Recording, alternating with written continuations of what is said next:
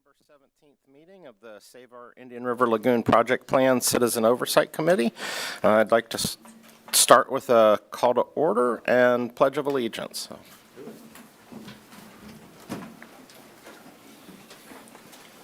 Pledge allegiance to the flag of the United States of America and to the republic for which it stands, one nation, under God, indivisible, with liberty and justice for all. Okay, if we could have our roll call. Good morning. Bryan here. Charles Canuto. Here. Wayne Toronto. Here. John Dice. Here. John Henser. Here. Terri is going to be your late Bobby Putnam. Here. Molly Thompson. Here. Stephanie Ewing. Here. Kimberly Newton. Not here yet. Todd Swingle. Here. Kurt Smith. Here. Barbara Wall-Scanlon. Here. And Eric Meadows. Here. We have a quorum. Okay, thank you. And our next item will be approval of the agenda, and I do have a recommended change. I'd like to move item 8, new business, up in front of the other reports and special presentations. Virginia has a hard stop at 11. We want to make sure she's here for the project plan discussion, so I would appreciate a motion with that proposed change. I move that we adjust the schedule and move that up. Second. I have a motion and a second. Any discussion? All in favor? Aye. All opposed? Passes unanimously. We have an agenda. Approval of minutes. Minutes should be in your packet. So moved. Have a motion and a second. Any discussion? Hearing none. All in favor? Aye. All opposed? Passes unanimously. And we will move to progress and fiscal reports. Hey, good morning. You have your 2024 calendar as a handout at your seat. It's still the third Friday of the month like it's been since inception, but we can go ahead and get them on everybody's calendars. Let me know if there's anything that needs to be adjusted about that. Otherwise, we will proceed, and we like to get it scheduled so we can book this room before everybody else does for the year.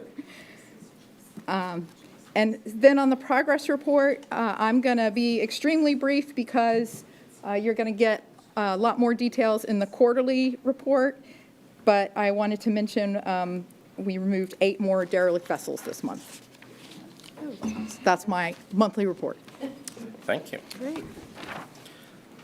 Monthly revenue and financial.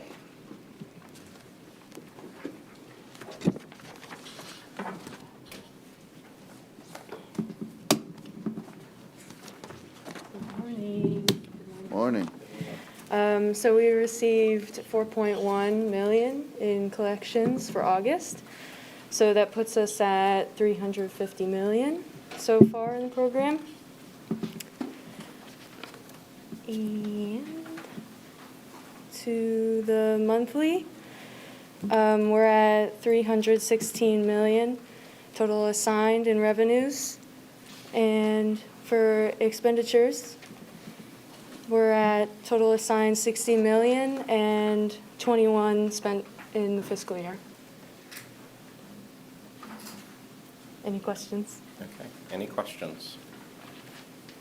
I'll just add that August revenue was extremely soft, significantly down. The same day that we received those revenues, I heard on the radio that spending on Halloween stuff was through the roof. So maybe September or October will catch us back up, but August was surprisingly low. Are we seeing any other, there's obviously a lot of macro trends that are still suggesting potential recession, but yet Central Florida growth in general strong, so are we hearing any additional details that would suggest significant shift one way or the other, or still just a toss some grass up in the wind and see which way it floats? I have some trend slides that I'll share before we talk about how much money is available to allocate. Best crystal ball we've got, yeah. Okay. Very cloudy. Thank you. Thank you. Okay, thank you. The quarterly financial and grants.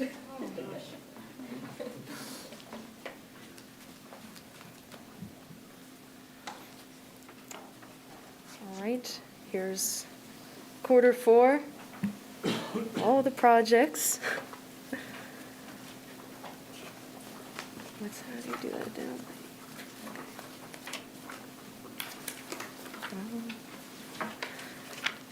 And here's our grant financials.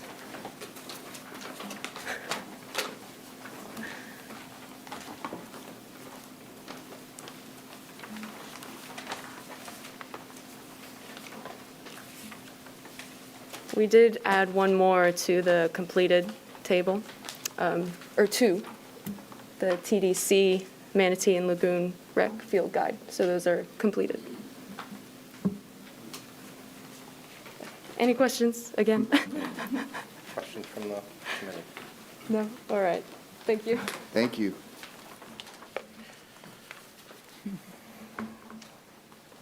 Okay, project performance update. So I have a PowerPoint presentation on here as well, but the tables, just as a reminder, correspond to the financial tables for each project, and the yellow represents progress made from last quarter.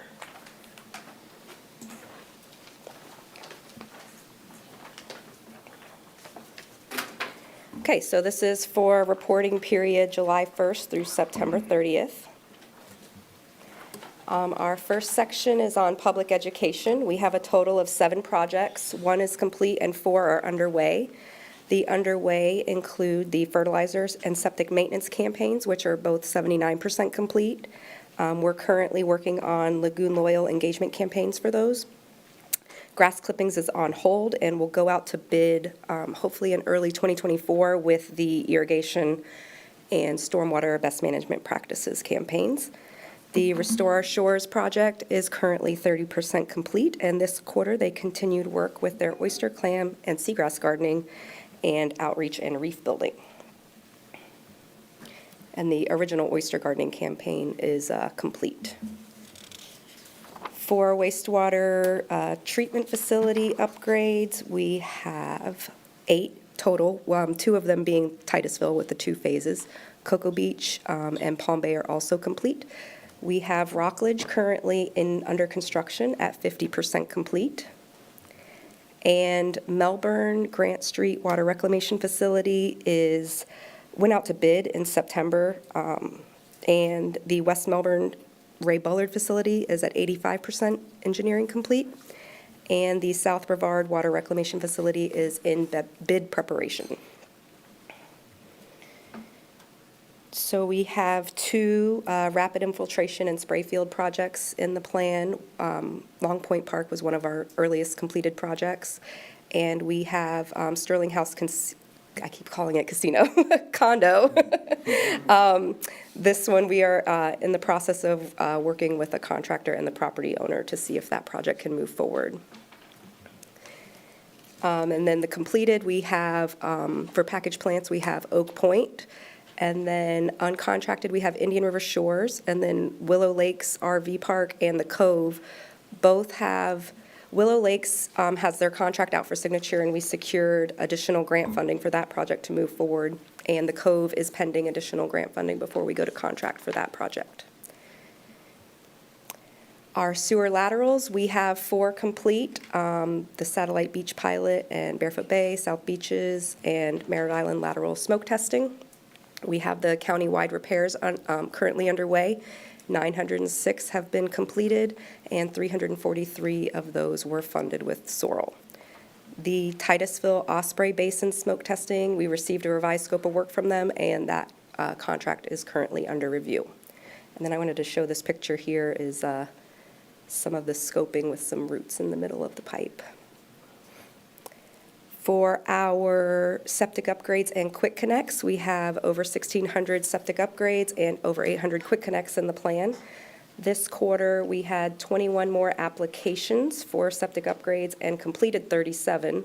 And for Quick Connects, we had an additional 136 applications and 61 more were completed.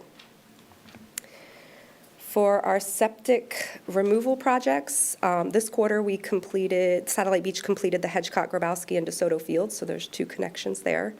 The other completed projects include Myra, Bree Swept, and Sylvan Estates. We have Micco and South Central C currently under construction. I have notes on that. Give me a second. Yeah. Micco is 60% complete, and the sewer and lift station has been constructed. South Central C is 84% complete, and the 3 lift stations have been constructed, and 2 have passed inspection, and the 3rd is waiting for power. And notice of sewer availability has gone out to the central and southern subdivisions. The City of Melbourne has 6 septic to sewer projects underway, and then South Beach's O and P are, the bid's been drafted and should be going out soon. The remaining contracted septic to sewer projects are in various stages of design and are moving forward. And then the county, the uncontracted, the county has 4 parks, and those notice of fundings are in draft for those. City of Cocoa Zones J and K they haven't gone to contract yet, but they applied for legislative appropriations, so they're securing that remaining funding to move forward with that project. The City of Melbourne and City of Melbourne Zone D, they withdrew those projects. And for their Avenida Del Rio and Bowers septic to sewer projects, they are revising their septic to sewer program before moving forward with those. We had a meeting with the City of Palm Bay to discuss their Zones A and B projects, and they are moving forward with those. Those should be going to contract in the next few months, probably early 2024. And then the City of Rockledge project and the City of Rockledge Zone B are also both moving forward, and they plan to modify the project area to include additional properties. And the City of Titusville Zone H is looking into possibly modifying the project area to make it a more successful project. For our stormwater projects, this quarter, Satellite Beach completed the Lori Lane Basin Improvement Project. And so, yeah, that's a picture of their finishing up the streets. In construction, we have the City of Melbourne High School and Funeral Home baffle box. Oh, that should say 95% complete, so sorry, that's not 25%. They're almost done with that one, so they're finishing final restoration work on that now. And then the St. John's River Water Management District Crane Creek project is about 10% complete, and then the St. John's 2 baffle box is under construction. At the end of the quarter, it was 70% complete, but since then, last week it went online, so it'll be reported next quarter as complete. So we have 15 projects in the design phase, and 4 have design complete and are moving into the bidding phase. And this quarter, we contracted with the City of Cocoa Beach for the McNabb Outfall Bioretention Project and the Woodland Business Center project. That contract is about to be executed. And then 5 stormwater projects are not yet contracted, but all are moving forward except for the City of Cocoa Diamond Square Stormwater Pond Project, which they withdrew from the plan. For vegetation harvesting, we have 10 projects in the plan, and 6 are complete. And this quarter, Melbourne-Tillman Water Control District completed their projects. Overall, that removed over 2 million pounds of vegetation and over 20,000 pounds of total nitrogen. So we're excited that that one was done. The unincorporated countywide vegetation harvesting project is underway. They harvested 1.1 million pounds of vegetation from the chain of lakes Pond B, and that's it pre-harvesting. So you can see it's pretty dense in there. They're still working on that one too. So far, they've removed 1.6 million pounds of vegetation from the 3 lakes and 1,400 pounds of total nitrogen. So our next projects are the muck removal and interstitial treatment projects, and we have 20 in the plan and 4 are complete. And I just wanted to remind everybody that these muck dredging projects have immediate and measurable water quality benefits. This first graph here shows Turkey Creek, and it's looking at monthly water quality samples collected by St. John's. And the dredging reduced turbidity by almost 30%, which means that sunlight can reach the depths to help seagrass grow. This graph is for the Algae River dredging that was done, and this data was by Applied Ecology using the satellite imagery, algal bloom intensity index. And this was mapped and measured before and after dredging, and you can see that the dredging reduced blooms in the Indian River and Algae River by almost 75%. So oxygen levels were also improved, and then we had reports from boaters and fishermen of improved water clarity and fishing as well. So we have 3 projects in the construction phase. Grand Canal removed an estimated 311,000 cubic yards of material so far. Sykes Creek is up to 75,500. That's been updated since then, and is approximately 64% complete. Atkins was selected for the consultant for engineering services for the Algae Muck project, and that one should be going out for the construction bid soon. And the other dredge projects are in the design phases. And we currently don't have contracts or task orders for Pineda, Patrick Shore, Space for Space, or Sunnyland. Sunnyland, we're working to secure additional grant funding, so hopefully we hear from them soon. And the other 2, there are plans to move forward. We just have a lot of other ones on the plate. For oyster bars, we have 25 projects in the plan, and 9 of them are complete, and that's the list of our 9. This quarter, the Brevard Zoo worked on the NIRL project. They installed 5,205 square feet this quarter for a total of 12,348. And I wanted to point out this picture is of their coquina corrals. So it's one of the first ones that they've installed with that new method. Oh, so this is just like coquina rocks along here, and then the shell is placed in the bottom, or in the center, I should say. Is there anything I should add? Okay. The zoo and Melbourne have a few projects that are currently not contracted yet, but both entities have plans to move forward with those in the near future. And then we have planted shorelines, and here we have 11 projects in the plan, 8 are complete. The county, MRC, and Melbourne have a few uncontracted projects, but each entity is moving forward. And the Titusville Causeway project is in the permitting phase and should be contracted with us in early 2024. And then we have clam aquaculture. We currently have 4 of 10 farmers, looking for a few more. Always share that every meeting. And then for our overview, we are now up to 46,000 pounds of total nitrogen reduction and over 14,000 pounds of total phosphorus. We've received 167 scopes of work, 162 contracts have been executed, and we now have 82 projects completed. And then here are our latest thermometers. Any questions? You mentioned the rapid infiltration project. Remind me, what is that exactly? That is we installed the bioabsorption activated media underneath to treat the water that's infiltrating from that pond before it flows into the lagoon. Okay. So those are small package plants, and their effluent goes to a basin and infiltrates into the ground. Okay. So this would be media placed in that basin to intercept that water and provide denitrification. And we can period do that before as a it hits the retrofit? groundwater. Yes. Okay. Just a question too, when you went back on the muck activities, I hope everybody had a chance to see the opinion article that was in the paper, I think last week, that Virginia wrote, that clearly defined the benefits of the muck process. It's kind of like we had a hypothesis, and it looks like with this work we're doing, our hypothesis seems to be true about the benefits of muck removal. So great job on that. That 250,000, 250,000 pounds of nitrogen removed to date. How much of that is from muck removal? A good bit. Yeah. I got it. Yeah. I don't know the very number off the top of my head. scientific. Yes, Okay. I don't know the number off the top of my head, but I do have it tracked Sounds on my like a tracker. level of significance Yeah. there somewhere. Yeah.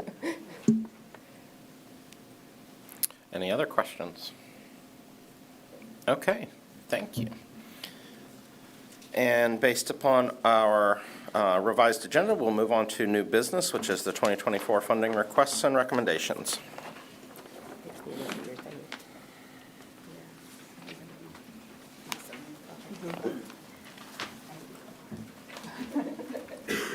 Okay, so before Terri runs you through those projects, I want to talk about how many dollars we think are available to fund some of these projects.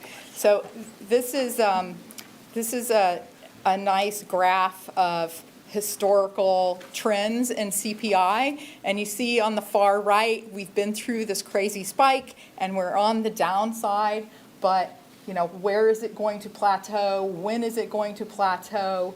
It's really, really hard to predict. So, in the big scheme of things, that's where we are. So zooming into just those last few years and then trying to project out over the remainder of the life of this tax, you see this large peak in 2021, 2022, 2023. We're coming down, and there's this projection that things are going to get back down to around 2%. We'll see. So this year was supposed to be around 2 or 3%. Our revenues have grown this year at 3.6%, but you'll see that our expenses have grown at about 6%. So it's been a bit of a tough year for us. But so the gray numbers in the bar at the bottom are the actual numbers for the year that reflect the graph above. The swirl numbers at the bottom are what we have actually experienced in our revenue collections.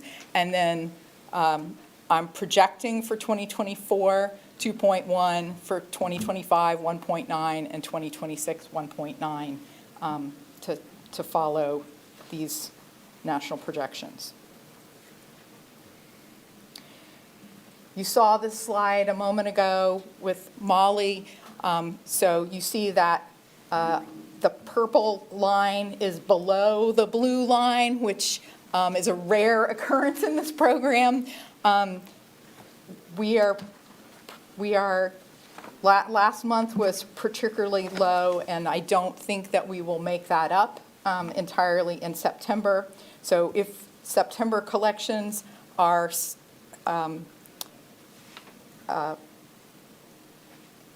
3.6% above last year's September projections, which has been the average of where we've been this year, 3.6 above, we will still be short.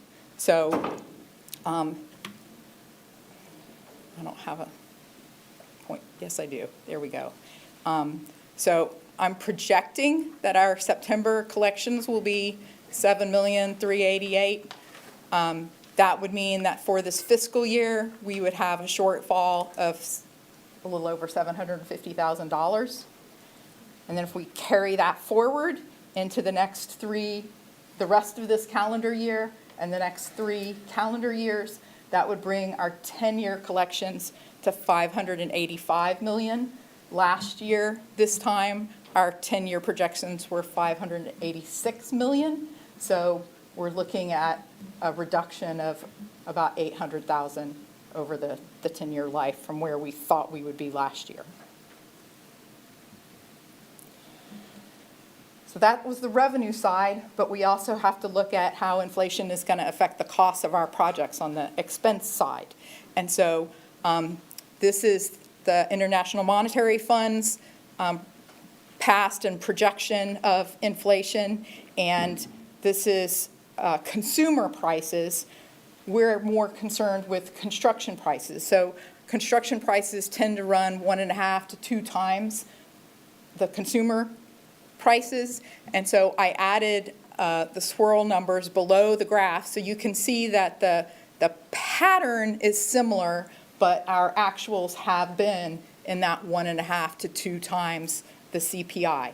So this year's projections by the EMF 2023 was supposed to be 3.8, and our actuals were around 6. So their projections for the next 3 years are just over 2. I went ahead and projected that it's going to stay at 6. I'd much rather be conservative and have enough money to get these projects done than run out. So in the past, we have set aside 5% of the project costs for a contingency, and then we also created a set aside for inflation. So the yellow box at the bottom is inflation. Sorry, I forgot my prop. Right, you're looking at a fraction of the rainbow table, right? So in the back of the plan, the giant rainbow table that lists every project in the calendar year in which the funds are available and the projects are hoped to proceed. And so for each of those columns that represents a fiscal year, we add up those projects and we look at, well, when was that project approved? What the dollars that they thought they needed when that project was approved versus several years later when that project is actually going to construction. And we apply those actual interest rates or the projected interest rates and set that aside down here in this inflation row. Back in July, the committee voted that we would go ahead and take these dollars and assign them to those projects and ask the county commission for authority to amend people's contracts so that those dollars were available without them having to come and ask for permission and go through a whole process. We know that those inflationary costs are real. And so in that rainbow table, for every single project that's not completed yet, in the cell, there's a formula. And the formula is how much was allocated for that project by the committee and approved by the Board of County Commissioners, times the inflation for each year between when that money was allocated and when we think that project is really going to happen. So every single cell has a formula like that, and this is an example. So the project down there at the bottom is Basin 2258 Babcock Road bioreactor, which Terri said is moving forward now, so we expect that to be constructed in 2024. That project was originally allocated $50,203 back in FY 1920. So using these inflation rates of 2.6% for 2016 to 2020, and then 7.6% for 2021, 12.1% for 2022, and then our projection of 6% for this year and the next 3 years. We use those, right, here's, I know it's really tiny to see that formula, that's why I typed it bigger. So now this project is getting inflation for 2021, 2022, 2023, and 2024, and so that brings its new total to whatever that number is, $68,166. So the new rainbow table will have that in every single cell, instead of having large lumps down at the bottom of the table that looks available. So after we did that, with our new projected 10-year revenue of $585 million, and we took into account there were a few projects that withdrew this year. There were projects that completed without using all their inflation or contingency. So we added that in. You have $10,784,563 to allocate. Any questions before I give it to Terri to go to projects? Okay. Just a comment. I appreciate you loading all of those dollars up in the projects. I think that's really helpful just to know exactly what each project's looking like. Thank you. Okay. I'm going You're to all the way there. scroll down to the project table. Actually, no, open that back up real quick. This one. Scroll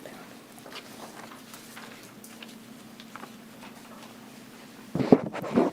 Okay, so this is our project table, and I just wanted to give some information on how this was organized. So last month, we reported that we had a total of 16 applications, and this table shows 14. 2 of those projects were withdrawn. So this table was organized by the total cost dollar per pound of total nitrogen removed, and then sorted to eligible cost share dollar per pound of total nitrogen, and then TN reduction highest to lowest. So the first 2 are lowest to highest, and then the third one here is highest to lowest. So any questions on that first before I go through the individual projects? Okay. I made a quick PowerPoint.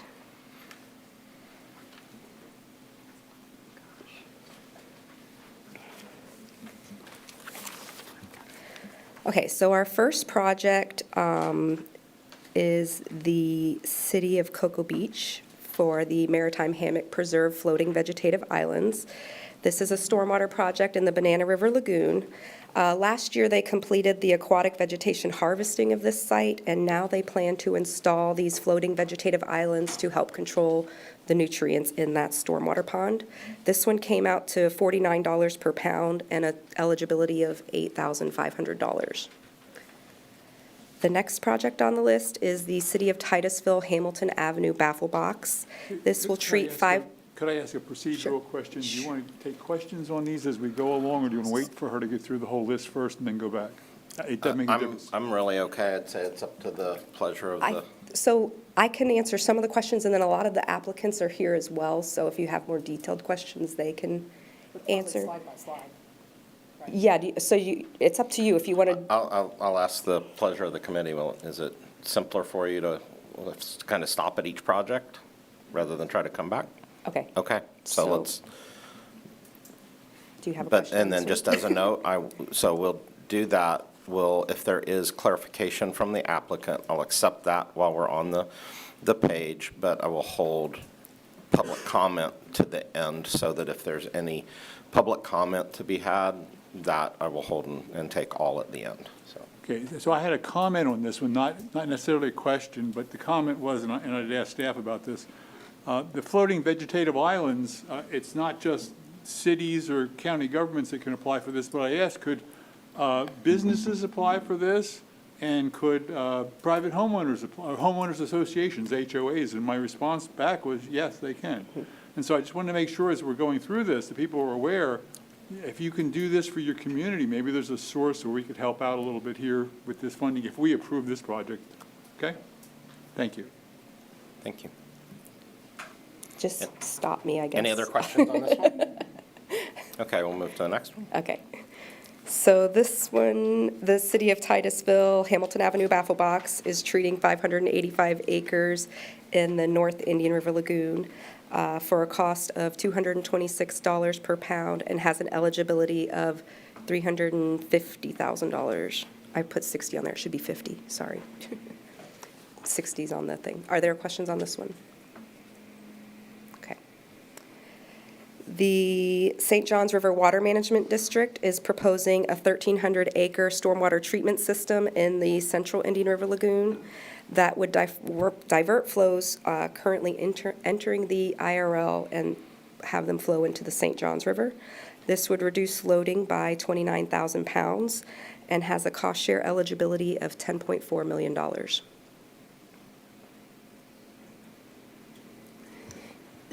This is one of these projects where historically that water should have been in the St. John's and then got diverted to the Indian River, and now we're trying to put it back, basically. Okay. The City of Melbourne proposes the Riverview Park Baffle Box.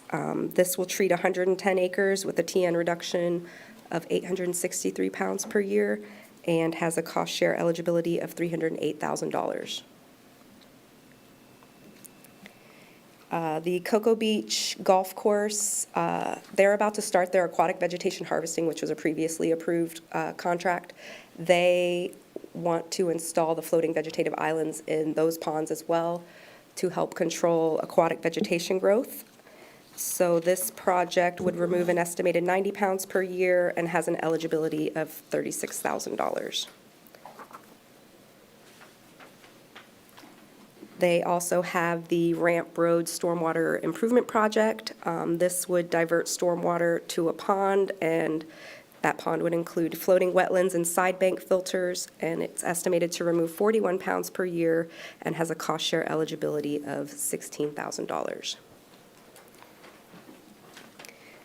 Next, we have the MIMS Rim Ditch Project. This is for muck and interstitial treatment. I included these on one slide because interstitial treatment wouldn't happen without the muck dredging.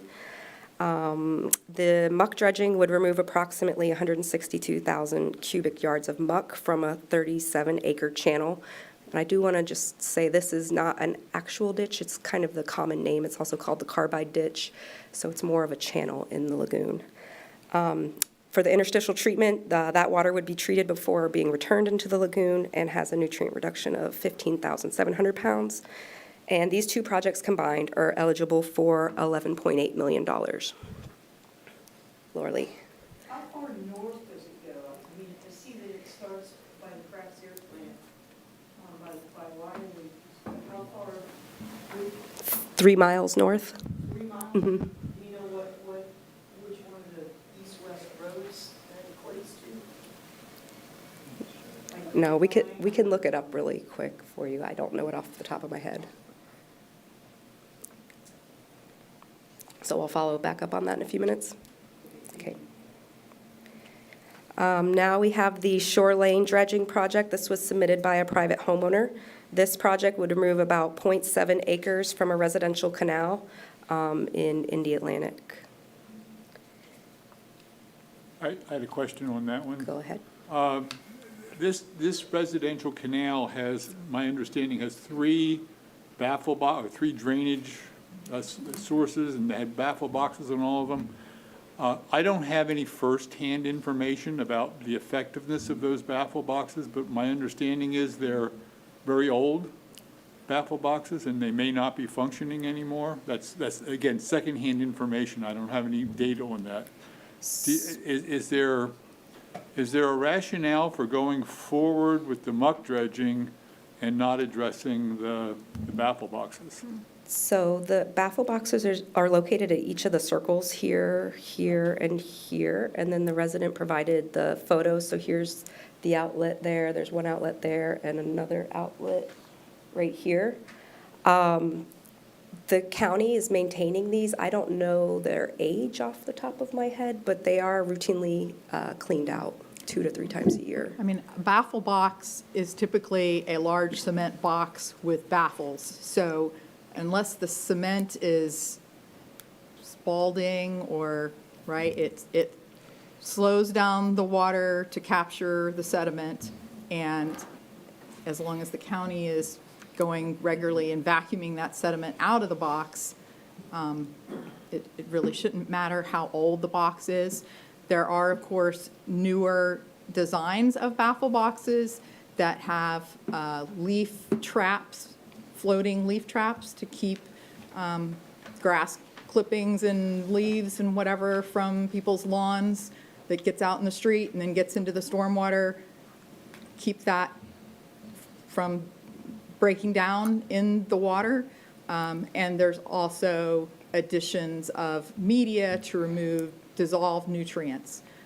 So, you know, if a newer designed baffle box was there, it could help with the leaves and grass clippings, or the residents could keep their leaves and grass clippings out of the stormwater. And might there be some way to work in an evaluation of the baffle boxes if this project goes forward? I mean, it's a very small amount of SORL money that's involved in this, but I'm just thinking about future requests. You know, if the baffle boxes are performing as designed, that's fine, but if they're not, is there any way I've always had this question, but how do you determine whether a baffle box is still functioning in the way it was designed? They're supposed to be vacuumed out, and then on occasion, they're spot checked in terms of, what's being taken out. But it seems like it would be nice to know, or at least allay the concerns of the residents that the baffle boxes aren't functioning before going forward with a project like this. It just seems like it should go hand in hand or some, I don't know. I had some concerns when first of all, that a private homeowner was coming forward and asking for dredging one location, and that raised my concerns first of all. But then in following up on this, I'm not so sure it's a bad project, but I'm not so sure that there isn't a valid concern about the baffle boxes that should be addressed. Thank you. So I think that's why you check the records. Yeah. the Maintenance records. Yeah, when I saw that in the application, I went and checked our Oh, stormwater okay. maintenance records to make sure it wasn't skipped or ignored or anything, and yeah, so it's up to date on its maintenance. Okay. I do just think, listening through this, and we talked so much about communications, this maybe is another chance for just kind of continued expand, little one-pager type things on making sure it's clear what a baffle box is and how it works, and that generally they are going to function as intended as long as they're having a maintenance program on them that's vacuuming them out, and the county does have that, or the municipalities if they are controlling those. So maybe just another communications channel that would be helpful. Onward? Okay. All right, these next few projects are revisions to some of the currently approved septic to sewer projects. So as you can see here, this is the Cocoa Zone C project. You can see there's a lot of the green properties in here, which are the lower loading properties. So this revision would reduce the project area by 212 connections from 273 to 61. And the TN reduction would be 2,550 pounds per year. This project was originally approved for $800,000 for design and engineering, and so now it would focus on capturing those high loading properties and not all of the lower loading properties. Okay, and I think I understand this, but my cohort, I don't think he's here yet, but he will be here shortly. How do you reduce projects from 273 to 61 and increase costs? It's because the full price of the contract, it makes it look like you're reducing the amount of work and the amount of money is going up dramatically. But it just, the full scope of the work was never funded.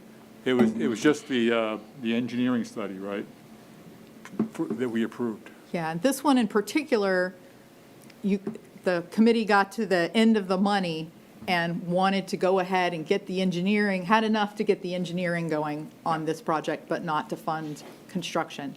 Some of the other ones on this list are also, reducing in scope, but the cost is increasing, and that's because the costs of projects are increasing. Construction just costs a lot more now than when these projects were initially added to the plan. So I was trying to figure out how you reduce the size based on the loading. Is it the same sewer line, length of sewer line, and just less connections? Or is it less sewer main? And do you take into account the properties? Of course, I'm very familiar with this area, the properties behind it that eventually would feed into a gravity line. So the picture on the left, you see the polygon was the area of the project. The color-coded lots are color-coded to loading. And so the red and orange lots load the most pollution to the groundwater, and the green lots load the least. And then you have some other parcels further from the lagoon that aren't shown to be loading at all. And so then on the right-hand side, it shows the the main line would go up the road and capture those red and orange parcels. There would not be side lines going up those, uphill, up those side streets to capture the green lots. So that's the difference. So it's a reduction in Okay. sewer And so line. the main is there, so eventually, at some point in the future, they could choose to extend it to those neighborhoods. Okay. Maybe, I mean, I think that would be one of the things is that, and I don't know I know the there's elevations here and elevation. whether it's, because that may have been part of the discussion that as you try to run a lot longer, then the costs can really change because, depending on the elevations, you may have to get a lot deeper for the actual part that's, I think hopefully that might be uphill, so maybe it's got some viability to it, but I do think that's probably a valid statement, is just to make sure that if there is an opportunity at nominal cost to preserve that future Future ability to ability. connect, that they ought to Yeah. at least kind of address that, Yeah. is what I'm hearing. Yeah, so the MICO project, which we'll get to. It's next, is the actually. next slide.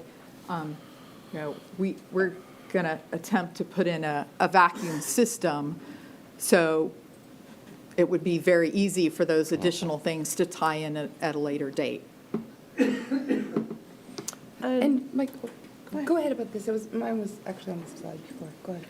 Okay, well, just the other thought, if I don't lose it here, is that with the House Bill 1379 and the requirement that communities over 50 become sewerage, or at least we put plans in place, I mean, that would be, I believe that area is part of the northern Indian River Lagoon BMAP. So by 2030, But that's new developments over 50 lots. okay, just new developments, because when I was reading it, I know that exists. Okay. Okay, I'll have to show that to you, because Okay. we'll have to talk Yeah, about for it. existing lots, we're supposed to prioritize, which we're going through that prioritization and cluster analysis. But of course, that's limited by funding. So we have to submit a plan, but it's up to each local government to decide how far that plan goes, right? You have to assess current loading and project future loading with future development. And especially take a look at those developments over 50 lots, how to provide central sewer to those. The new developments, not those that have been there for years and years without functioning septic tanks. My question actually was on the slides previous that Dr. Windsor had addressed about the dredging project. So on that eligibility, the cost share, who is picking up the rest of that expense? I mean, obviously, there was a budget cost projected, but is it a homeowners association type? That's not a homeowners association. It's a It's about private? 8 homeowners on that canal, and they would be responsible for project management, and the SORL program works on reimbursement, so they would need to pay first and then be reimbursed. So have they already gone through permitting before they ask for money? Because I was just thinking the dredging project requires so much land space and so much logistical connections, and where's the barge going to go and the pipes? And so have they even done any of that permitting, or I do not believe so. no applications or anything? So there's a possibility that that project may not even be approved due to accessibility or cost share being met? Is that? It's possible. So as Dr. Windsor was mentioning earlier, also for private requests for businesses, homeowners to be able to do that, are there any specifications that they have to meet before they can request SORL funds for a cost share? Not to request. The process is the same for municipalities or homeowners or businesses to apply for the funds.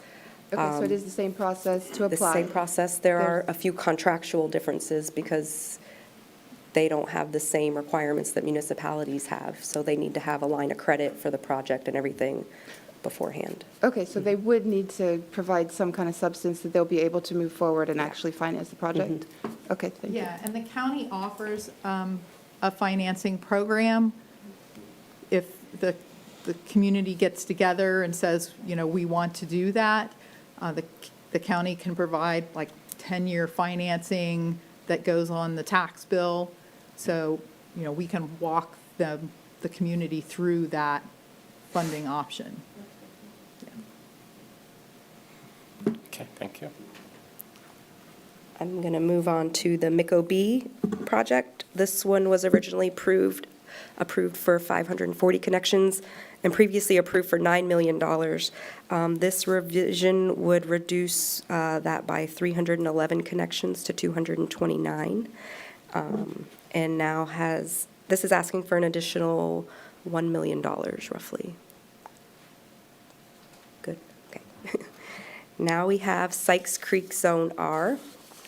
This one you can see there has a lot of green in the middle of this main area here. So this one is actually looking to expand the project area. They're going to reduce the number of connections in the center here and then expand up to this area and then further south into this area here. So this one was previously approved for $4.3 million and is requesting an additional $3.4 million for a total of $7.8. Is some of the inflation shown, I mean, is that part of this expansion of cost, or is it that much more for the services that you're providing? The costs for the projects have been updated by the consultants working on the plans, and so that takes inflation Okay. into account. Okay, thanks. Okay, now we have North Merritt Island E, Zone E. This one would also increase the number of connections by adding 28 properties to the north and to the east. So originally this was the project zone, and now these two areas would be added. This was originally approved for $3.8 million and is now requesting an additional $1.3 million for a total of $5.1. And the last one we have here is Merritt Island Zone G. This one was originally approved for $16.6 million for over 1,100 connections. And looking at the map here, you can see there's a lot of the green in there in the center. So consultants, we don't have a revised map yet. Consultants are still working on that, but they're looking at doing some sort of a loop system to capture those higher loading properties. And this one would reduce the cost share by $4.8 million. So any questions on these before we go into our allocations and everything? How far south does that work? How far south does this go again? I don't remember. Isn't that Honeymoon Lake right at the bottom? Yeah, I yeah. think that's Honeymoon Lake right at the bottom, and Right here. where the red and orange is kind of obscuring the lake, but. Thank you. Okay. I'm going to move on to our funding. So the magic number that Virginia said earlier is $10,784,563, and that was including the inflation and the withdrawn projects that I mentioned during the quarterly report. So we have a few options on what we can do here. So first, we have the Banana River Lagoon stormwater applications. This totaled $62,076 in requests for a total of 305 pounds of total nitrogen reduced per year.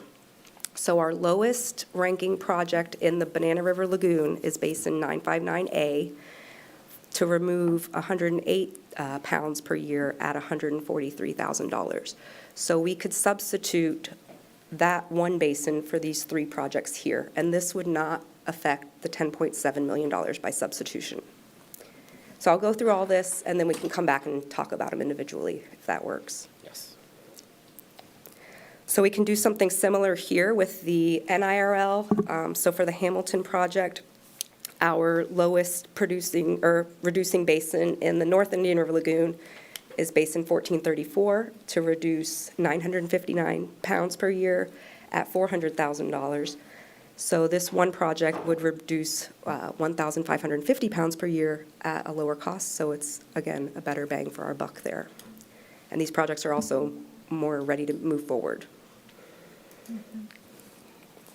So now we have the Central Indian River Lagoon. So we have a total of, another number, $10.768 million in requests to remove 30,000 pounds per year. We only have 4.9 million in substitution projects in the Central Indian River Lagoon. So I'm going to show some math now. So, Sorry, before you do, Matt, can you go back to that one? I just want to, so there, right, we go into the plan and we look at what projects haven't proceeded, that nobody's spent a penny on yet, that are the least cost-effective and nobody's done it. And so that's what these three are in the Central Basin, but they only add up to 4.9, and if you want to fund these two new projects, you need 10.7. all right, okay, yeah. So we have the 10.7 that Virginia mentioned earlier that's available to allocate, and then we have the 4.9 available from Central Indian River Lagoon stormwater substitution projects. That gives us a total of close to $15.7 million. So there's our 15.7 again, and then we had $10,768,000 in project requests, or sorry, substitutions, and that, so if we take that, we get 4.93 left in our 10.7 million left to allocate, okay? So now, we have our muck projects. We have $11.9 million in requests, and we have our two lowest NIRL ranking muck dredging projects on here. So we have Algae Northeast, which one doesn't have enough funding to cover both of those projects, and this one is also about to go out to bid for construction. So our next lowest ranking one is the Rockledge A, and this one only has $5 million for the muck and interstitial treatment, so it's also not enough to cover the two requests. So I want to go to the next slide before, and we can come back to this. So now we have our septic to sewer substitutions. So we have our project name, then the proposed amount minus the previously approved amount for the new requested amount, additional requested, I should say. So this ends up being a net increase of $4.1 million in requests. It's a net reduction of 827 connections and a reduction of 3,700 pounds of total nitrogen per year. So that's roughly 35% reduction in the homes and only a 13% reduction in total nitrogen. So if we were to take that remaining 4.9 million that's available to allocate and fund these remaining projects, you would have $800,000 left to allocate towards either the muck projects or another project type or something. That's my math. Are there any questions? So basically what you're saying is that the two muck removal projects, there's not enough money to fund those in the current scheme right now? Because the 800, Correct, and just, you know, the Algae project was in the quarterly report. We just finished seagrass surveys. We've got our contract with Florida Inland Navigation District for the DMMA. The bid documents are in review, you know, about to go to bid. We've spent, I don't know how many hundreds of thousands on permitting and design, most of which wasn't shown in that table because we had state grants for it. But if we didn't proceed with construction, I'm not sure, you know, what the state, whether they would want to claw back some of those design dollars. So it's really not a viable option. And so you could do Rockledge. We've only spent $143,000 on getting that project ready so far. However, it's, you know, less than half of the funding needed. And you'd be moving funding from that Rockledge Cocoa area, which has had lots of blooms, lots of water quality problems in the lagoon, up to MIMS, where we've already completed one project. So, you know, there's just a lot to consider in that substitution option. Okay, one other question. Is it possible, as we did before, to use some of that 800,000 that we have available to do engineering on these MIMS projects, with the idea that maybe at some point in time in the future, we may have money to do the actual muck removal? Yes, that would absolutely be possible. What staff was going to propose for any balance of funds available is we have got tremendous interest from the community right now for the quick connects, septic to sewer quick connects in the central Indian River Lagoon. And we're running out of dollars allocated in the plan for that. So that would put those dollars immediately to getting people off of septic. I would also express some concern, we're in the waning years of the current approval of this tax, and so to be spending dollars on design this late without a clear path to executing the project would be somewhat concerning to me. If this moves forward and this is renewed or anything of that nature, it might be a different story. But for right now, I know for me, I would struggle with that just because not seeing a clear path to how that money would be generated to execute the project. And 800,000 is pretty significant. So, okay, other questions? Okay, I do have one card as well, so I'm going to open it up right now for public comment before we have any final discussions and motions, so we can take that. So the card I have is from Jim Cannon with the St. Johns River Water Management District on funding requests.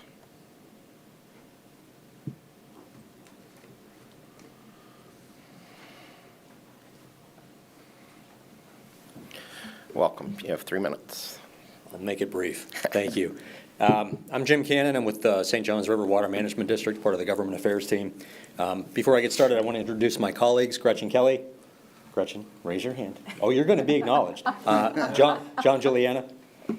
So I thank them both for joining me today. St. John's and Brevard County, Sorrel in particular, have a good positive history, a good track record of working together, collaborative efforts to achieve positive results. In my short time here, I've been with the district just under 2 years. It'll be 2 years next month. I've seen those relationships in person, and I see them getting better. I've seen the communication kind of get enhanced, the relationships get stronger, and so we look forward to continued efforts, collaborative efforts with Sorrel, with Brevard County, in getting our arms around all of the various issues facing the lagoon. And so we thank you for any and all consideration today. May I just ask, can you talk about this being part of the bigger feasibility study, this project? I cannot. Oh. Because I don't think I'm the appropriate person for that, Virginia. But that's why I always have a Okay. backup team. Are you talking about the wastewater piece? Did you want? The Water Management District did a feasibility study several years ago looking at what are the big projects that could be done for the Indian River Lagoon across all the counties in their district. And the Crane Creek C1 was one of them. The M1. And yes, Crane Creek M1, and this is the C10 that goes with the C1. So this would get the second of those big projects that their feasibility study identified as, the last big hurrahs available out there. And thank you for the softball leading me down that path. Rediverting money, or water back to the St. Johns River. I was remiss in not mentioning those other two projects as well, because you all did provide some funding for those, which is great. And I think the one project is due to be completed in 2025, so that's right around the corner. So this is a continuation of those efforts.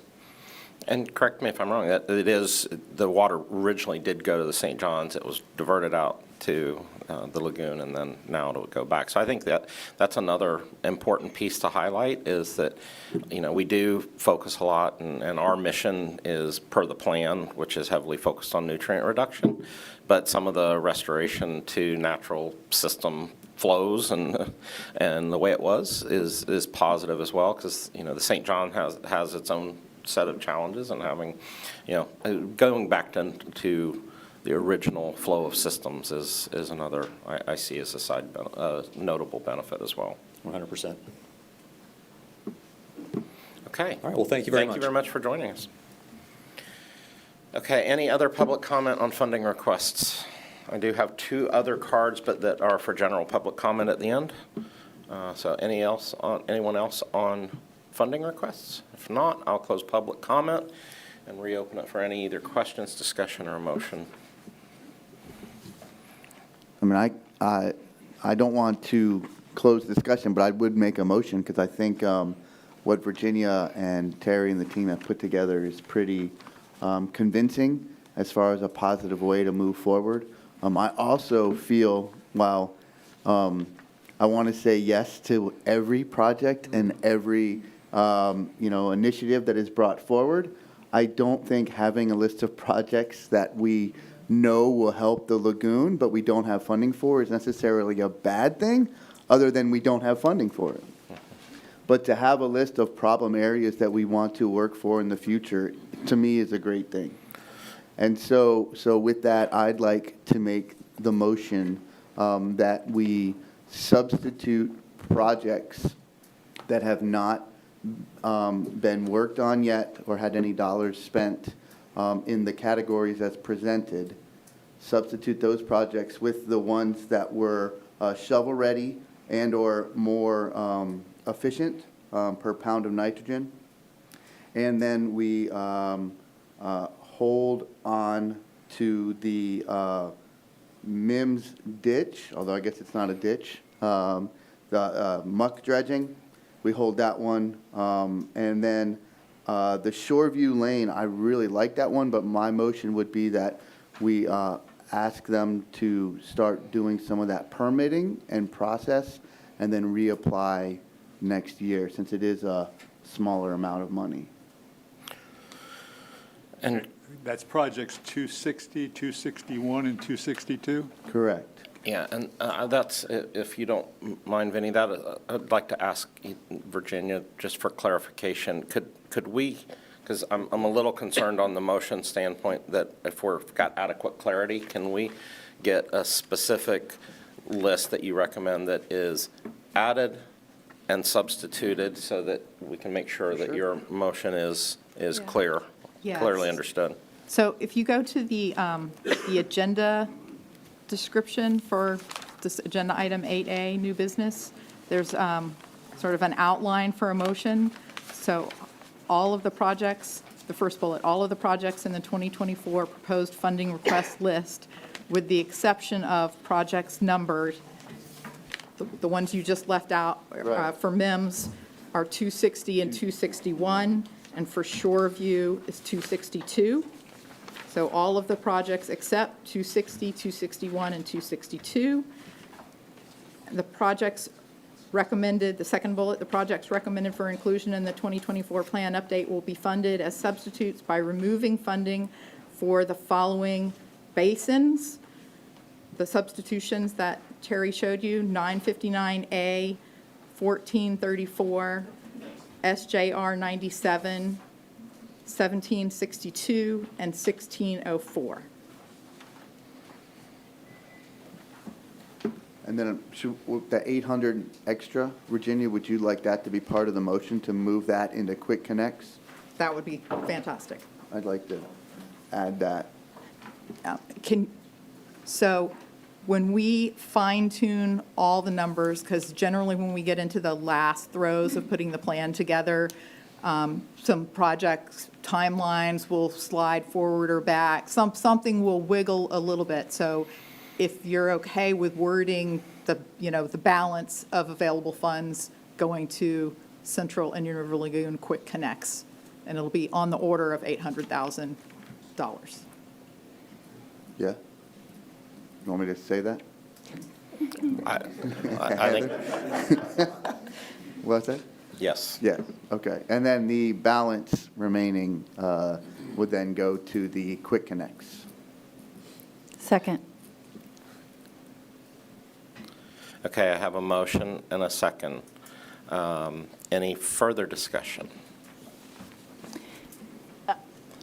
I realize that the homeowners have not applied for any permitting. However, I feel like if we don't fund this project, then what we're saying to homeowners is, don't bother. And it's a small amount of money. They are not going to get the money unless the project moves forward. They have to actually perform in order to get the money.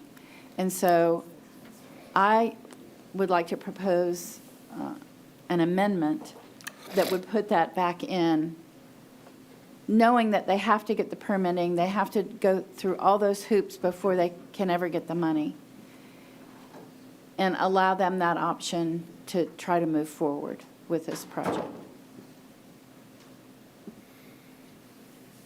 Okay, I mean, I'm willing to accept that amendment, sure.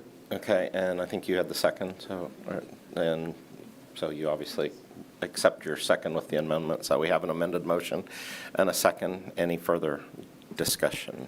Charlie? Just quick on the project of St. John's for the C10. In addition to what you said about reversing the flow or going back to how it was, there's probably also going to be nice recreational areas. So another benefit that, we really haven't looked at, nor can we really quantitate, but I think there's another plus to that project. Okay, and I do want to reiterate, I've got the same perspective on Stephanie's comments as well.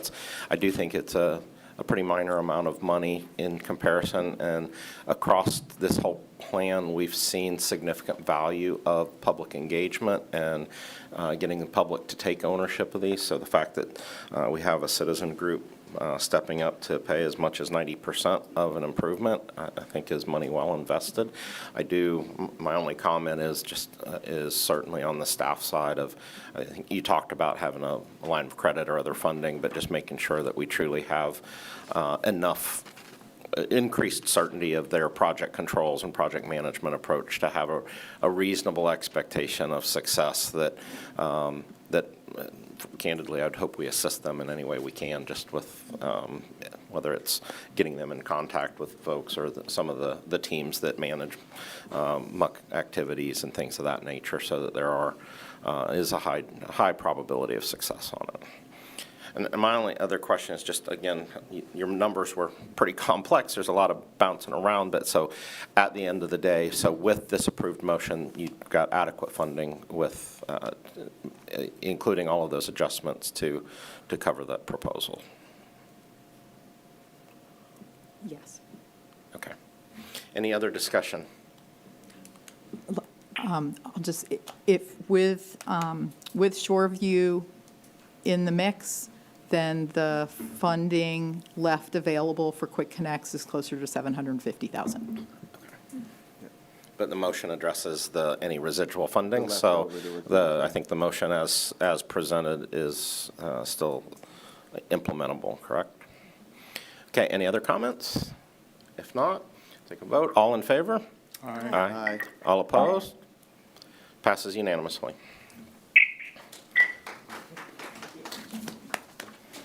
Okay, thank you. And so with that, we will move on to our other reports and special presentations. The first item, and do we have everyone here? Do we have Laura present? Okay, awesome. Brevard County half-cent sales surtax internal audit report. Good morning, I'm Jaime Bardee. I'm a manager with RSM. I have with me today Laura Manlove, who is a director with RSM. We have completed the audit report for the Sorrel 2023. We presented it to the audit committee November 8th. If you look on page 1 of the report, you will see a complete overview of all the reports, the audits that we have completed to date, including this one. Turning to page 3, the executive summary, you will see I'll highlight some key points here. Our scope period for this audit was July 1, 2022 through May 31st, 2023. We do need some, we can't audit right up into the month because the Department of Revenue reports 2 months behind. So we're always going to have to start 2 months after that. For this audit, we did confirm 100% of the collections independently through the Department of Revenue. We also, there were 59 active projects. We selected 15 out of those for expenditure testing. That represented 50% of the dollars in those expenditures. And of those, 83 invoices were looked at. There were no exceptions, but we will get to that here in a minute. And we also audited one competitive procurement. So if you go through the report, you're going to see on page 4, this is an overview of the actuals versus projected revenues coming in. And then your collections testing, again, here's how much was brought in. No exceptions were noted in our testing for collections of revenue. On page 6 and 7, you have the expenditure testing. You can see there the contractors, the prime contractors that we audited. If it was a governmental entity that was the prime, we looked at their subcontractors. And so there were no exceptions for any of our expenditure testing. On page 8, we have our procurement testing. We looked at all those prime contractors, the task orders for those. There was only one competitive procurement executed during our scope period, and so that was Atkins North America. We did complete testing on that, and no exceptions were noted.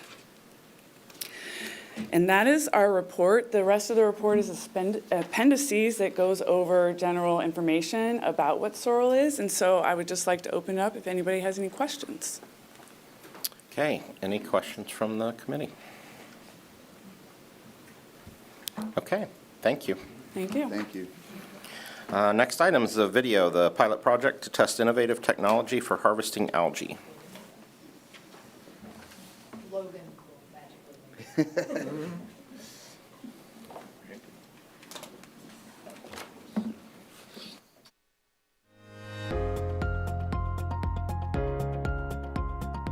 Algae harvesting is the physical removal of individual algae cells from the water. Waterways can become very impacted with microalgae that can be potentially toxic, so this removes an intact algae cell from the water. When the algae in the lagoon gets too concentrated, we refer to that as a harmful algal bloom because it blocks out sunlight to the bottom where the seagrasses need it to grow. Algae blooms can also be harmful in the lagoon. When the algae blooms die off, it can take the oxygen out of the water, and that can cause fish kills. Algae harvesting in our hydronucleation flotation system works by physically removing the algae from the water. We pump the water into our system at about 700 gallons per minute. On a 24-hour cycle, that's equal to 1 million gallons per day. Our unit is separated into 3 different chambers. In the first chamber, we add a water conditioning chemical commonly used in wastewater applications. That's a coagulant. In the second chamber, we add an organic polymer that helps clump that algae together in what we call flocks. And in the last chamber, we introduce microbubbles. And those microbubbles attach to the bottom of the flocks, float that algae to the surface, and we skim it off into a collection tank at the end. After that's skimmed off and collected, we simply dewater that algae and take it to a landfill. The funding for this project came from a Florida Department of Environmental Protection Innovative Technology grant that was focused on combating harmful algal blooms. So we're targeting the areas that have higher algae concentration. We come up with our operating locations based on a bunch of different data sets that we've collected. We have handheld algae testing equipment. We send off lab samples. We also have the folks from Brevard County doing reconnaissance. We use satellite imagery. We use drone photographs. The algae harvesting is being done over a period of 5 weeks to test out this technology and see if it's a good fit to add to our tool belt in ways we can help the lagoon. So we've conducted various research projects before in freshwater and proven that our technology is very effective at removing algae in freshwater. We are testing our technology here in the lagoon due to various salinity levels, oxygen levels, different weather conditions, just to get a better hold on, does this technology work in brackish waterways, salt waterways, hypersaline waterways. And so far we're finding interesting results. We've had very, very different oxygen levels in the water. Depending on where we are in the lagoon, we've had very different salinities, and we're finding that our technology is a viable option to clean up algae. We can get elevated algae levels in the lagoon due to excess nutrients in the water. The nutrients come from various sources such as fertilizer runoff, septic tank runoff, essentially elevated levels of nitrogen and phosphorus. That's what the algae like to feed on. While this is a tool that can be utilized to address algae blooms as they're happening, ultimately we need to reduce the pollution coming into the lagoon to prevent the algae blooms from happening in the first place. So the Save Our Indian River Lagoon program has over 380 different projects that are focused on reducing nitrogen and phosphorus pollution into the lagoon.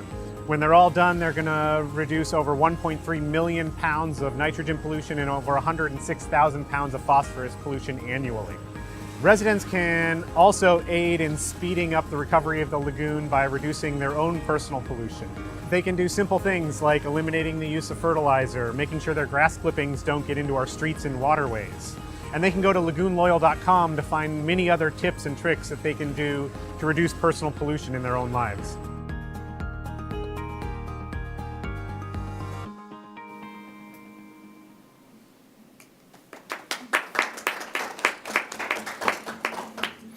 Any questions or comments? I just want to say that it would look real windy on the lagoon that day, and there was not a bit of sound, a wind sound or wind noise in the sound. So props to whoever did it. That is a videographer's nightmare to get out somewhere where it's 30 miles per hour and try to capture people speaking. So great job. The banner, I heard you mention it in there. I saw it right away. Banner looks fabulous. That's an excellent addition. And fertilizer was mentioned twice in what you can do tips, and also from the ACOM people themselves. So brilliant. Thank you. And where will that be streaming live? Where are we going to inundate our community with that video? All of us can make a commitment now to share that on our social medias, yes? Okay, Norley? So the barge was up in Titusville for at least a couple of weeks, but it was in the same place all the time. So was it effective? Could you tell, since it stayed anchored in the exact same spot, or would it be better if it moved around? Was there enough movement of water around the barge to where it was always working on new algae? So they had a hose attached to the front, so that was moving, and I think it's like 300 feet long, so it was moving around to different sections of the lagoon right there. So even though the barge was in place, the hose was moving to different areas. And so, yeah, they were in Titusville for about 2 weeks, and then they moved down to South Melbourne Beach last week, I believe, and they're wrapping everything up. Mm-hmm. Okay. So the lagoon is huge, and that 300-foot hose the end of that hose is very small. Is it big enough to make an impact, or should you have like a line of barges, or is the one barge enough to make an impact? I mean, it appears that the technology works, but is it enough to be impactful? That was kind of the goal of this project, to pilot test it out and see how it would work in estuarine waters and see. So they've done it in the past in smaller lakes and ponds, so this was a different scale. Yeah. So It was also, oh, excuse me. Go ahead. It was also my understanding that this is to be used and deployed in acute spontaneous events as well. So maintenance over longevity, yes, but then also when we have events, weather events, spills and things like that, it can be utilized for like a hyper local within 300 feet radius, where that would actually be an effective tool. Because yes, to do the whole lagoon with one barge, if you were inquiring about getting more barges, I don't think aesthetically we'll go for it, but I would love to see it anyway. So definitely. And again, that was just my understanding. I'm not speaking from their perspective. But to add to that, I do, and hopefully one of the follow-ups will be, looking at the scalability, because that was my concern, because it's, I have no doubt that would work from a, you can treat anything with enough money. But is it scalable and deployable at a level to be impactful? And I'm skeptical. I hate to be negative on innovative things, so I think it's worth trying and understanding, because that's how we progress. But in the same token, I do think it'd be helpful to answer some of those questions. So hopefully that's part of not only the success at the pilot scale, but some level of assessment on the scalability and the financial and technical scalability on a larger application. I asked them about the scale, because that was a question, that was what I had when I was there, and they said that I think the one that was at Front Street was like their smallest one that they could do, so they can, or they can do different barge sizes. And I know as far as using it, they were actually starting to test out being able to control the barge without being on the barge. So that way, if there were more that were put around, they wouldn't need as many maintenance crews to go out and run them. So I think they are looking at that scalability. At least that was the response that I got when I asked them that question. Also, this pilot was specific to brackish, to the salinity that we have here, and this program is not new. This pilot project was not for the actual technology. They just, right prior to our visit out to the barge that day, they shared that they had deployed, I believe, 2, possibly 3 barges, same comparable systems into the Hudson River, and that was after extensive pilot programs through the state of New York. So they were vetted, and this is technology that has been proved. If I'm correct, the pilot was more specific to the salinity issues to separate the algae? Yeah, and what they found was the oxygen levels were really important for their method as well. So, you know, what dials to turn and how efficient it is. And like you said, you know, you have to pilot it to find out, and then you can figure out what scale it could work. This particular dredge could treat 1 million gallons a day.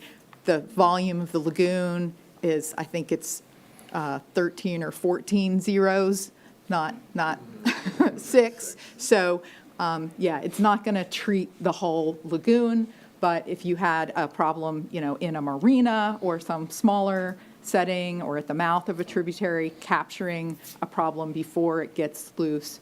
So that's what the analysis and reporting will look into is, you know, how efficient was it, and scale is certainly a very important question. And of course, and as I mentioned in my first comment, I love that fertilizer was mentioned, the prevention aspect. This isn't let's keep polluting and then clean it up. This is just, as Vinny always says, one tool.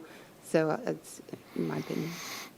I get all that. I just, again, for me, it's about being cautious, because everything we do is out in the public and is reviewed. And for me, I'm very skeptical that that has significant application. And I get concerned about creating optimism on something that I think is a stretch.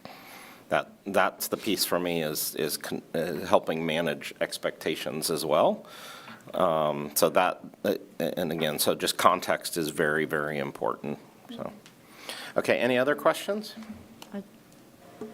Yeah, I presume that they're going to be presenting their final findings to us when it's all said and done. Okay. I'd also like to know where they got the wheelbarrow from, because that's not an American wheelbarrow. Okay, anyone else? Stephanie? I just wanted to make the point that Sorrel money didn't pay for this project. This was paid for by a grant, and so none of our money went towards this. But it is really interesting to look at for future possibilities that we might be able to, might want to fund. But we didn't fund this, so don't feel like that we, you know, have put money towards something that. Thank you. Okay, any final questions? Okay, I will move on, and we'll move into general public comments. So, Brooke Mason. She had to step out and said she would hopefully be back in time to speak, but Okay. she's not here right now. Lou Kontnick. Welcome. Well, thank you. Terrific to be here. Terrific to see how the whole organization worked together to revise the plan. I think the work that you guys do is just terrific.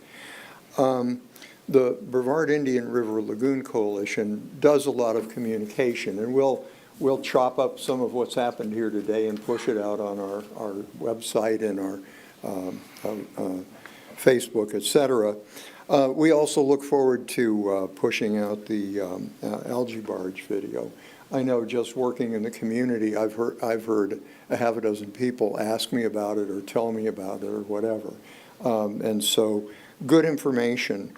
I encourage you to check out our Facebook and see what we are posting. The thing that I wanted to offer as an invitation is we're doing a lot of projects. You're doing a lot of projects, and we're making progress. Let's communicate that progress. So my invitation is, I would love to get inundated with videos and pictures of clean water, of progress, signs of progress. I know that Laura Lee has sent me, and I've used it extensively, quick boating up in the mosquito lagoon where you couldn't see anything except seagrass.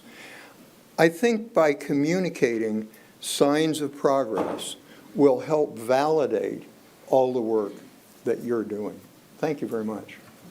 Thank you. Marshall Gilmore.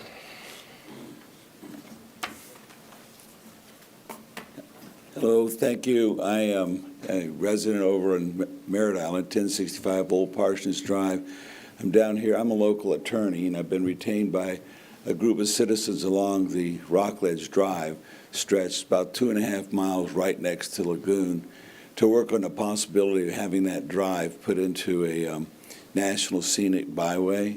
It has, as you all know, probably, I'm sure all of you have driven on it, it's right next to the lagoon, and it has some septic issues, and that's one of the areas that we want to explore, and maybe I want to introduce you to the project that's going on. My brother's, Dr. Grant Gilmore, was with Harbor Branch Foundation. I'm sure a lot of y'all have interacted with him over the last 20 years. He's kind of retired now, but he's, what, 20? Just 20? I'm trying to be diplomatic. Anyway, I've lived over on the Merritt Island side for about 23 years now, and I had a boat, used to go on the lagoon a lot, but Grant and I both grew up in Sarasota, and so we're almost native Floridians, but the idea was to come down today to let y'all know we're trying to do this. It's a Rockledge Drive Tree Coalition, but we're setting up a new nonprofit and exploring ideas of folding that into the larger Indian River Lagoon coalition that goes the whole 233 miles or 173 miles that's in existence and already recognized by the National Byways Program and the State Byways Program. So just wanted to let you know one of the areas that we have to deal with in making that into a byway and preserving the residents along there are really concerned with preserving the oak tree canopy that exists in there. But also you got issues of they're right on the lagoon. I mean, sometimes you drive and you almost drive it into the lagoon. A few places on there, I think they have some flooding problems, and a few places along there, I think they have some septic tank issues too. So we're looking for whatever knowledge you all might have on advanced septic tank systems, or because it's going to be difficult to put a standard sewer line down through there. But I just wanted to come before you today and introduce myself and let you know this project's going on, and we want to work whatever way might make sense with Sorrel. Thank you. Thank you. Hey, Yep. Okay. on that note, can I ask either you or maybe you have someone else here that has more expertise? I'm sorry. I mean, I was actually speaking with Virginia, but you're Oh, welcome okay, no. to, the technology that exists, boring technology, I mean, is it necessarily more invasive to do a sewer versus the advanced septic? Because I know this advanced septic requires such a large field. So, I mean, can you work with trees in that process? One of the things we're going to be adding in the plan update is a little bit of information on the differences between gravity sewer, force main sewer, vacuum sewer. We already have some text in there about step systems. And so, depending on the community and the elevations and the slope and the soils, all those conditions and distances, engineer different technologies, and some of those are more flexible for avoiding trees than others. And then, we can also go underneath the road, and often do go underneath the roadway, with the only thing that would be outside of the road right away is where the homeowners connect. And so then the homeowners have the choice of, how they get their sewage from their house to that connection point. And obviously elevations and slope matter, but, if they choose to go around a tree, that's for them to work out with their plumber. I don't know if that. Yeah, can I say also that that's one of the concerns, because all these oak trees, 200-year-old oak trees, a lot of root system, which adds to the living riparian area. That's one of y'all's goals, is to keep vegetation, appropriate vegetation along the edge of the lagoon, so you don't have soils going in and that sort of thing. So it's a real complicated situation, and we're trying to be partners with the county. I addressed them this week at the county commission. We're trying to work together to try to make the best technology system to keep those oak trees, as many as possible, but also keep the riparian area with vegetation. And so that's what we're shooting for. Yeah. And any help y'all can give us, that'd be good. Definitely a proponent. One of those mature oak, it actually absorbs 4,000 gallons of storm water a year. That's the estimate. So, in terms of flooding, and getting rid of those trees would just be devastating to that area. Not to mention the fact that those trees break wind energy. So they really don't get the credit they deserve, because they're much more than beautiful to look at. And the tree canopy nowadays, we're all looking at heat rise from global warming. That's going nowhere but up. And I understand bike-a-thons and stuff, that they particularly want to go down that road, that little area, because they have a continuous tree, or not continuous, but a lot of tree canopy. And so the heat island effect gets ameliorated by having, keep as many of those trees as we can. But thank you very much. Thank you. And that is all the cards I have. So. I have one more. Okay.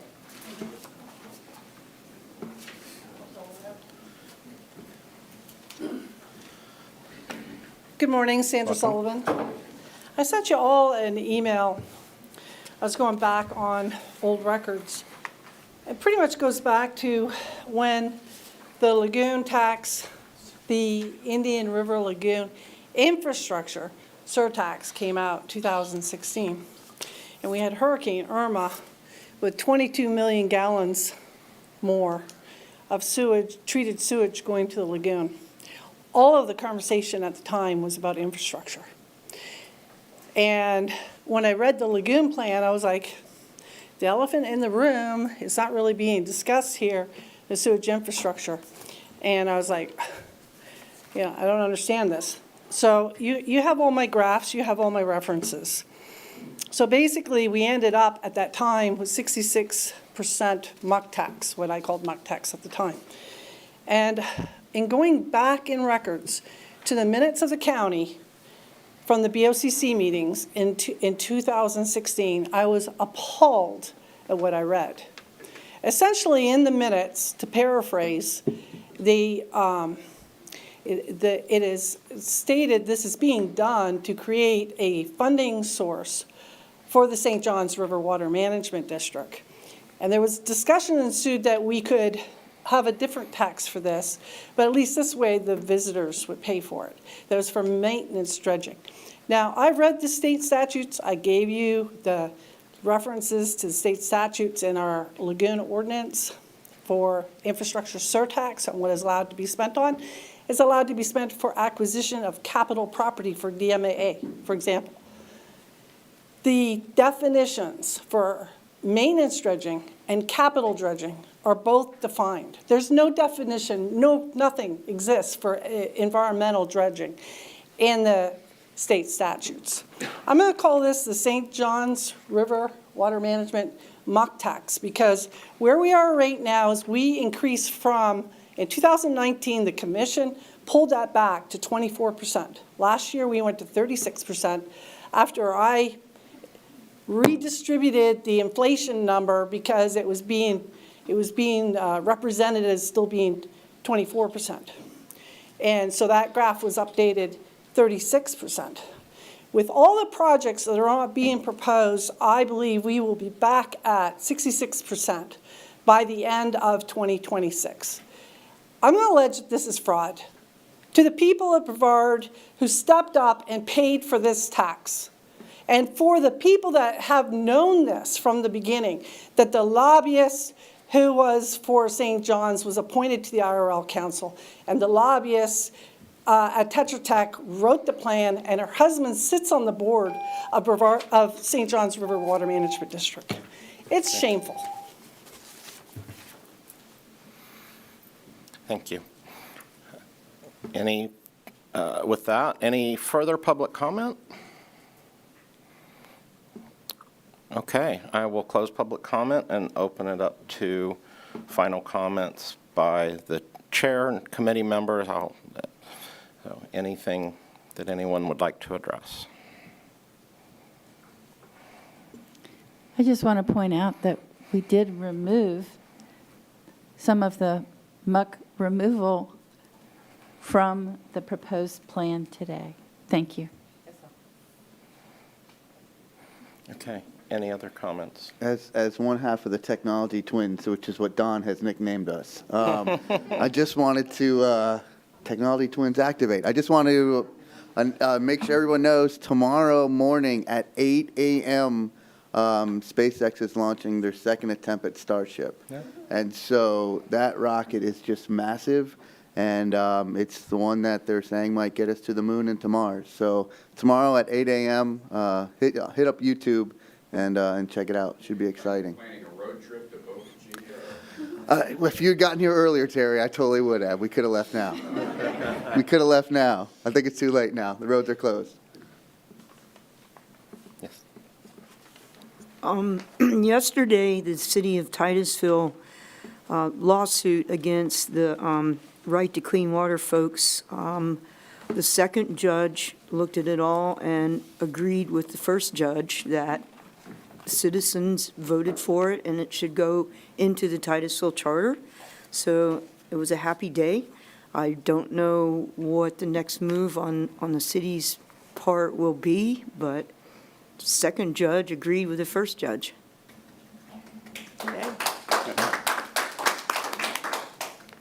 Any other comments? I'm sorry I wasn't here for the discussion of the projects. I was interested in that the homeowners Shoreview dredging. Interested enough to the point I went over and actually met one of the owners, took some pictures, walked around. It is a muck-filled canal. And the observation or the point I wanted to make today is there are three outflows or outflows into that canal. They have baffle boxes, but they're old, just, the old concrete coffin things. And I would have wanted some discussion as to the possibility of incorporating advanced baffle box technology with the muck dredging. Otherwise, we still have, an inflow of high nitrogen content. That's my only comment. And there was some discussion about the baffle boxes and their overall maintenance and programs on that, not specifically an expansion to include construction of those advanced, but the homeowner did report that the maintenance of the boxes had increased, in fact, that they were making periodic visits. And then only comment I have, I guess, for Virginia as well is I do believe all of the original enabling ordinances and ballot language is on the website. I think I can hopefully speak for all of the committee that this committee's absolutely committed to transparency. And so if there's any additional information that shows that you can ensure present there that shows distribution of project costs over time, which I think may already be there, but if it's not, if you can just ensure that that is there so that we have our living up to that transparency piece, which has been a priority and continues to be a priority for the committee as well as staff. And I was just going to say that, to reference your article again, that I'm so glad we're committed to science. We continue to be committed to the science of this, because it could go many different directions and diversions. But the science is where we need to stick. I agree. Okay, any further comments from committee members? And with that, we will adjourn. Thank you.